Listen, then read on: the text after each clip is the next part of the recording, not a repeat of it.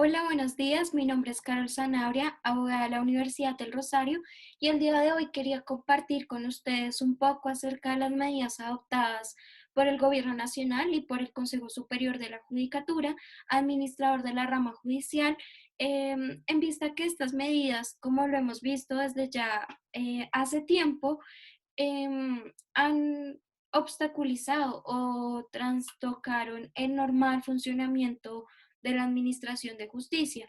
Y a pesar que hemos visto algunas decisiones que van dirigidas a que este servicio se preste por medios tecnológicos o virtuales, no hay ninguna, digamos que nuestro país, esa deuda que tenemos frente a tener un expediente electrónico, tener, digamos, todas las personas el acceso al Internet o a un computador, pues también se ha visto obstaculizado.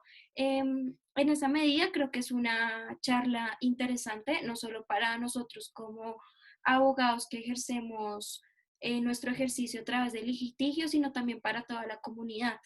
Em, para lo anterior, es importante dejar claro que la Administración de Justicia es un servicio público esencial, y así lo dispone la Ley 270/1996 en su artículo 125.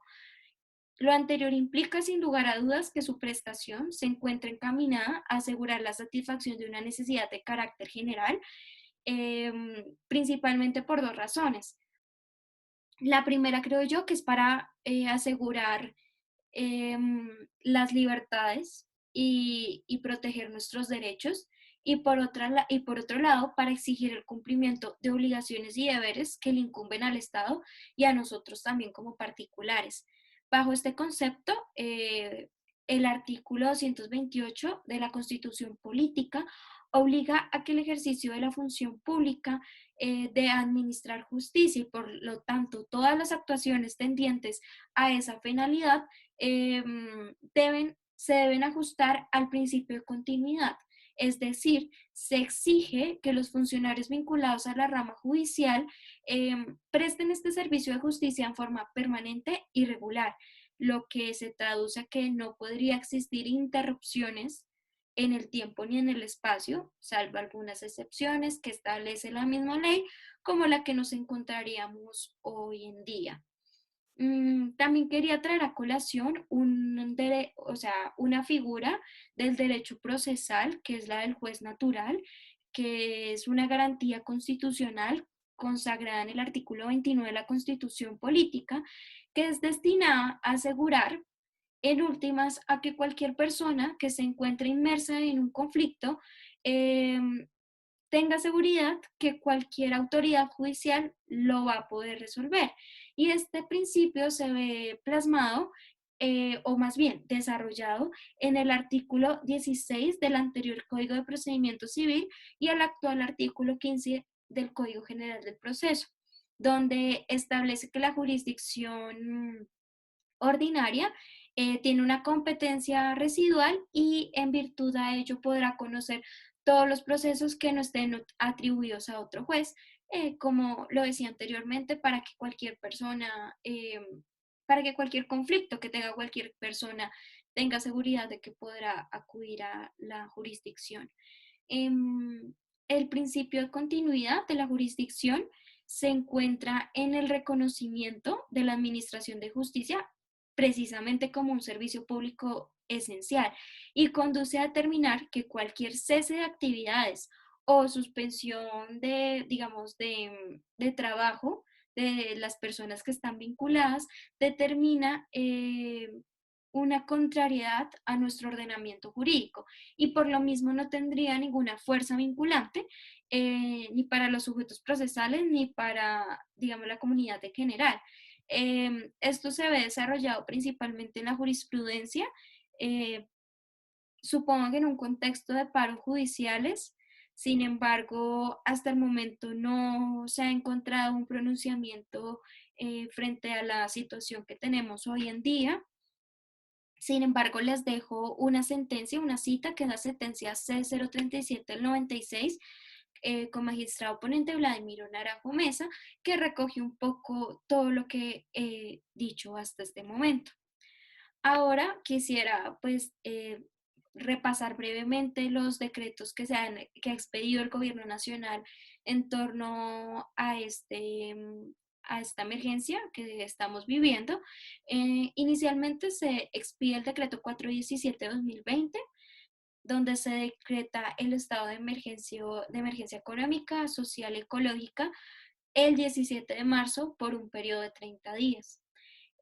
Posteriormente, por unas facultades del mismo gobierno, se expide el decreto 531 del 8 de abril de 2020, donde se dispone el aislamiento preventivo en todo el territorio nacional del 13 al 27 de abril. Una vez llega el 27 de abril, pues se empieza a prorrogar esta medida de aislamiento preventivo en los dos decretos que tenemos acá hasta el 25 de mayo. Y por otro lado, tenemos ya otro decreto que es el 637 del 6 de mayo de 2020, donde se vuelve a decretar el estado de emergencia económica, social y ecológica por otro término de 30 días que iría hasta junio. Digamos que en medio de todo este estado de excepción se han eh, expedido diferentes decretos legislativos destinados a conjurar la crisis y a evitar la extensión de sus efectos.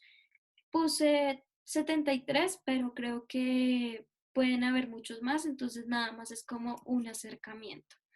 Ahora, ¿qué se ha expedido por el Consejo Superior de la Judicatura? Se expidió en primera medida un acuerdo que es el 1151/7 del 15 de marzo, donde se da la suspensión de los términos en la rama judicial del 16 al 20 de marzo. Solamente se exceptúan los jueces que tienen función de conocimiento y función de control de garantías.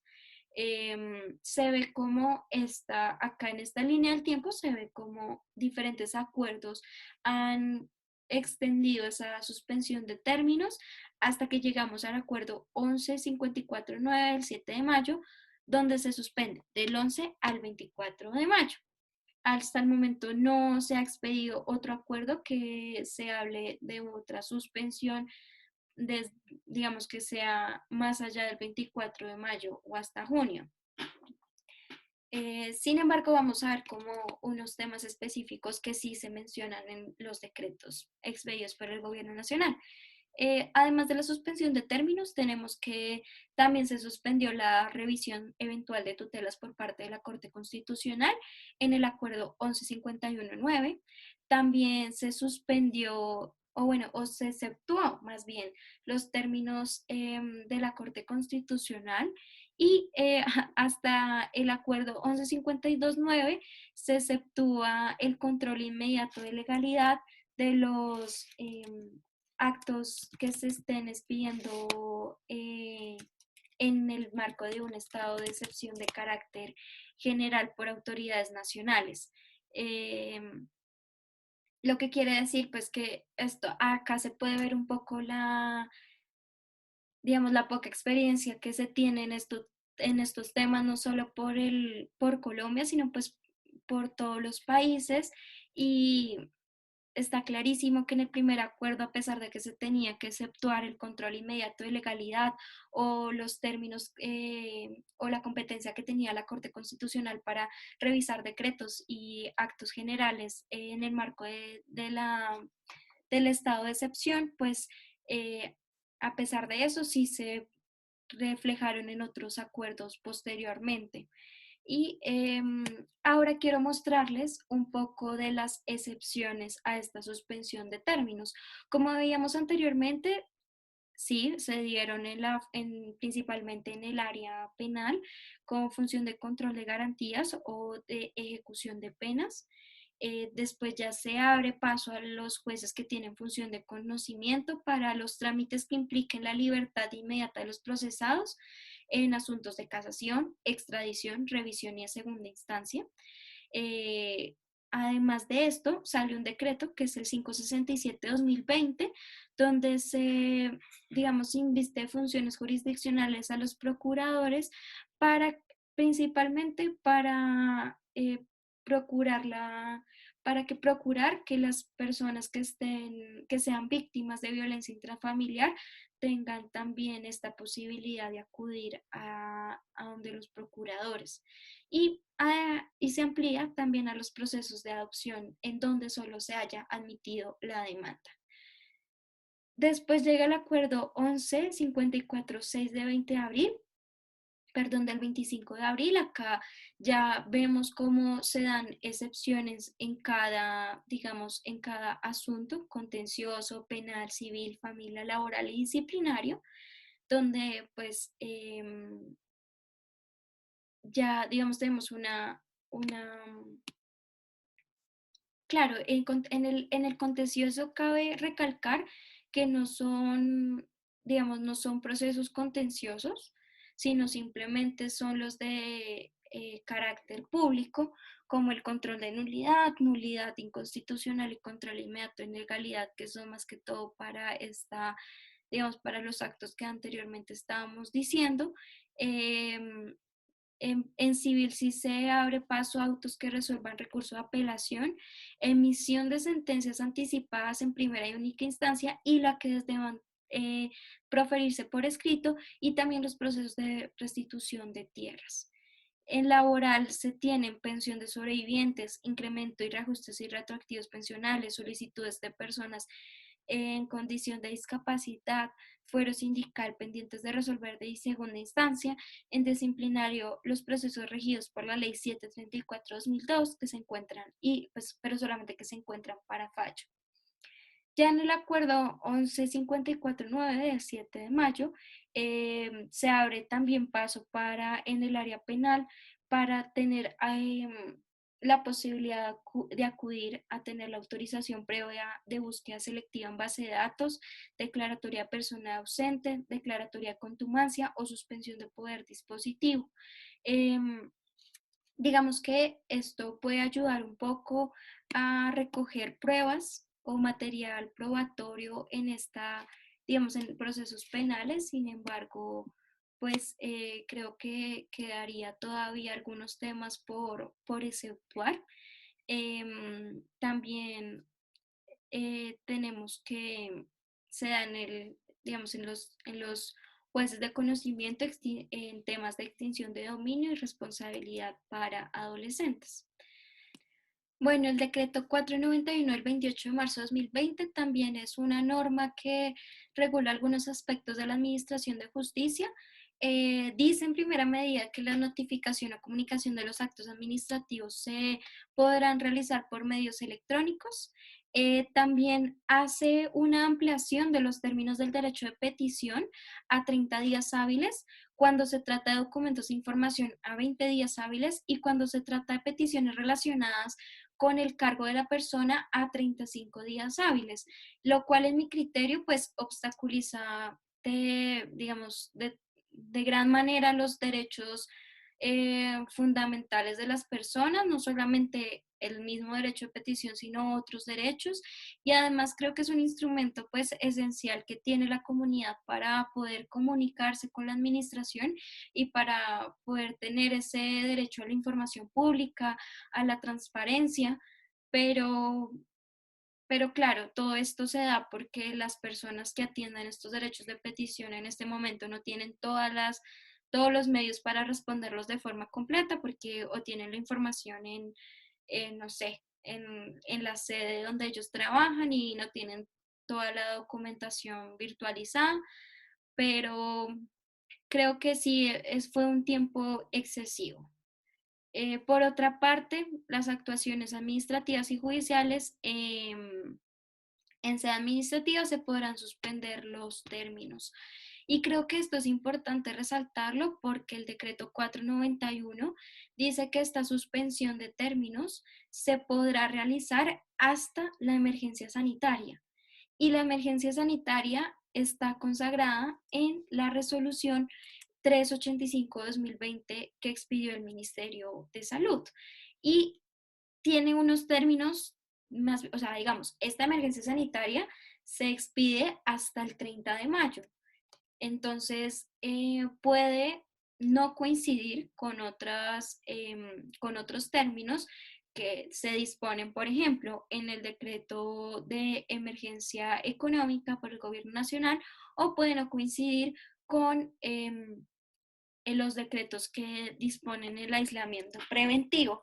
Entonces, en este punto en específico les traigo a colación un ejemplo y es los términos que, la suspensión de términos que realiza la ANLA, que es la Autoridad Nacional de Licencias Ambientales. Y esta la realiza, mejor dicho, esta la realiza con ocasión a los términos que se disponen en el aislamiento preventivo, en el decreto que dispone el aislamiento preventivo. Entonces, claro, el mismo decreto 491 le da la discrecionalidad a las autoridades administrativas de decidir cómo ellas van a determinar esa suspensión de términos y a qué tiempo se van a ajustar. Sin embargo, creo que hay que tener, digamos, hay que tener mucho cuidado cuando uno revisa esto, porque no siempre va a ser frente a la emergencia económica, ni al aislamiento preventivo, ni a la emergencia sanitaria. Hay que leer con cuidado frente a que hay suspensión, hasta qué tiempo hay suspensión. Entonces, nada, quería traerles a colación eso, que el 491 lo dispone, es de acuerdo a los términos que se dan en la resolución 385-2020. El único procedimiento, digamos, que este decreto 491 agiliza o minimiza es en materia pensional, donde dice que solamente para, o sea, que para su reconocimiento bastará con la remisión de copia simple de los documentos por la vía electrónica. Ahora, un tema también interesante de este decreto es que en materia ambiental se prorrogan automáticamente hasta un mes todos los permisos, licencias y autorizaciones que tengan las empresas o personas naturales para el uso de recursos naturales. Otro decreto que es importante traer a colación es el decreto 564 del 15 de abril de 2020, donde ya nos regula qué pasa con estas suspensiones de término. ¿Y qué nos dice? Nos dice que en materia penal se decretó la suspensión de términos de prescripción y caducidad desde el 16 de marzo, tal como lo dice un acuerdo del Consejo Superior de la Judicatura, hasta que la misma autoridad los reanude. Y se reanudarán un día hábil, o sea, el día hábil siguiente a cuando se reanuden. Ahora, frente a la suspensión de desistimiento tácito que está consagrado en el artículo 317 del CEPACA y 107, del Código General de Proceso, perdón, y 178 del CEPACA, y los términos de duración de procesos que establece el artículo 121 del Código General de Proceso, también pues se entienden suspendidos y se reanudará a partir del día hábil siguiente a la fecha que cese dicha suspensión por el Consejo Superior de la Judicatura. Ahora, ¿qué es importante decir del decreto 491 que anteriormente vimos?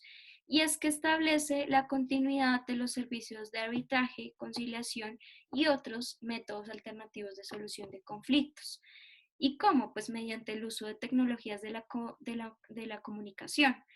Frente al arbitraje principalmente se dice que se modifican los términos previstos en la Ley 1566 de 2012 a 8 meses y no podrá excederse 150 días la suspensión del proceso. También se podrán conformar expedientes electrónicos. Sin embargo, pues trae la anotación, la misma norma, que esto se podrá hacer siempre y cuando el interesado y el particular tengan los medios para hacerlo. Entonces, si una parte que está inmersa en el conflicto demuestra la imposibilidad para comparecer, pues no se podrá realizar por medios electrónicos y pues se tendrá que seguir suspendiendo el proceso. ¿Qué pasa ahora? Porque puede ser, digamos, lo que yo creo que se puede, digamos, invitar ahorita a la ciudadanía es a utilizar los métodos alternativos de solución de conflictos. Y estos métodos alternativos de solución de conflictos tienen su fundamento constitucional en el artículo 116 de la Constitución Política, donde permite a los particulares investirse transitoriamente de esta función de administrar justicia, como lo veíamos inicialmente, que eran solamente los vinculados a la rama judicial. Estos métodos no pueden, digamos, ser entendidos únicamente como un método de descongestión judicial, sino también como una forma de participación de la sociedad civil en los asuntos que los afecten. Entonces, creo que no es sustitutiva de la administración de justicia, sino que de hecho es complementaria a la justicia estatal formal. Claro está que gracias a este artículo 116 hace que cuando uno acuda a algún método alternativo tenga objeto ilícito, tenga objeto lícito, porque de lo contrario tendría un objeto ilícito, y, y digamos que estos métodos alternativos solucionan realmente el conflicto porque la decisión que se emite ya sea. Ahora, ¿qué es importante decir del decreto 491 que anteriormente vimos? Y es que establece la continuidad de los servicios de arbitraje, conciliación y otros métodos alternativos de solución de conflictos. ¿Y cómo? Pues mediante el uso de tecnologías de la comunicación. Frente al arbitraje principalmente se dice que se modifican los términos previstos en la Ley 1566 de 2012 a 8 meses y no podrá excederse 150 días la suspensión del proceso. También se podrán conformar expedientes electrónicos. Sin embargo, pues trae la anotación, la misma norma, que esto se podrá hacer siempre y cuando el interesado y el particular tengan los medios para hacerlo. Entonces, si una parte que está inmersa en el conflicto demuestra la imposibilidad para comparecer, pues no se podrá realizar por medios electrónicos y pues se tendrá que seguir suspendiendo el proceso. ¿Qué pasa ahora? Porque puede ser, digamos, lo que yo creo que se puede, digamos, invitar ahorita a la ciudadanía es a utilizar los métodos alternativos de solución de conflictos. Y estos métodos alternativos de solución de conflictos tienen su fundamento constitucional en el artículo 116 de la Constitución Política, donde permite a los particulares investirse transitoriamente de esta función de administrar justicia, como lo veíamos inicialmente, que eran solamente los vinculados a la rama judicial. Estos métodos no pueden, digamos, ser entendidos únicamente como un método de descongestión judicial, sino también como una forma de participación de la sociedad civil en los asuntos que los afecten. Entonces, creo que no es sustitutiva de la administración de justicia, sino que de hecho es complementaria a la justicia estatal formal. Claro está que gracias a este artículo 116 hace que cuando uno acuda a algún método alternativo tenga objeto ilícito, tenga objeto lícito, porque de lo contrario tendría un objeto ilícito, y, digamos que estos métodos alternativos solucionan realmente el conflicto porque la decisión que se emite, ya sea en un arbitraje con un laudo arbitral o ya sea una conciliación con un acta de conciliación, tienen un efecto igual al de la Administración de Justicia, que es que presta mérito ejecutivo y hace tránsito a cosa juzgada. Ahora, la misma Corte Constitucional vía jurisprudencia en la sentencia C-1195 de 2001 dice que el derecho a acceder a la justicia es un derecho fundamental y se materializa con la posibilidad de que cualquier persona pueda solicitar la protección de sus derechos ante cualquier juez competente. Y como lo vimos anteriormente, era un servicio público esencial. Sin embargo, la misma Corte dice que no solamente se debería hacer por esta vía ordinaria que conocemos todos, sino también por otras vías como los más, que es por la conciliación o el arbitraje. Entonces, creo que es una posibilidad bastante importante. Sin embargo, tenemos que los medios tecnológicos han sido como un obstáculo para poder prestar este servicio, porque desde la ley 270 del 96 se prevé que los mecanismos que debería utilizar la Administración de Justicia son virtuales, que no se puede hacer únicamente de manera presencial, no solo para, digamos, para como un tema como el día de hoy que lo vemos necesario, sino simplemente para darle celeridad al procedimiento. Entonces, ¿qué pasa con el trámite por medios tecnológicos? No solo desde el 96, como les había dicho, sino también otras leyes lo prevén. La ley 1563 de 2012, que es el estatuto arbitral, ya hablando un poco con estos, mejor dicho, ya incluyendo estos MACs a la presentación, establece que el proceso arbitral se puede hacer mediante medios electrónicos en todas las actuaciones y también lo prevén todas sus comunicaciones. También lo dice la Ley 1564 de 2012, que es el Código General del Proceso en su artículo 103, y dice que se debe procurar el uso de las tecnologías de la información y la comunicación y la gestión y trámite de los procesos judiciales, y quien está a cargo de eso es la Sala Administrativa del Consejo Superior de la Judicatura. Desde el 2012, el Consejo Superior de la Judicatura tenía esta obligación y la cual al día de hoy no se ve cumplida. Por otra parte, el decreto 1069 de 2015, en su artículo 2.2.4.2.6, dice que se permite a los centros de arbitraje incluir en las reglas de procedimiento el arbitraje virtual. Entonces, le traslada esta responsabilidad a estos centros para que lo realicen.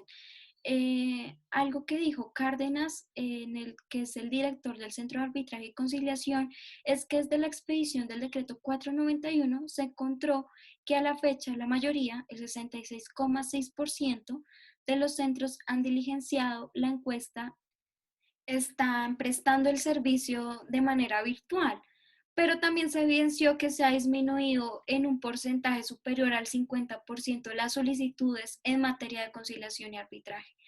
Entonces, creo que estas estadísticas son importantes porque permite, o sea, es necesario avanzar en el diseño e implementación de estrategias pedagógicas que favorezcan el conocimiento de los métodos alternativos para que no se vea esta disminución, porque la mayoría de los centros de arbitraje sí están trabajando virtualmente y están, digamos que, pudiendo garantizar los derechos de las personas y no se ven obstaculizados por todas las, digamos, por todo lo que hemos ya reiterado en toda esta charla, que se ve inmersa en la justicia ordinaria.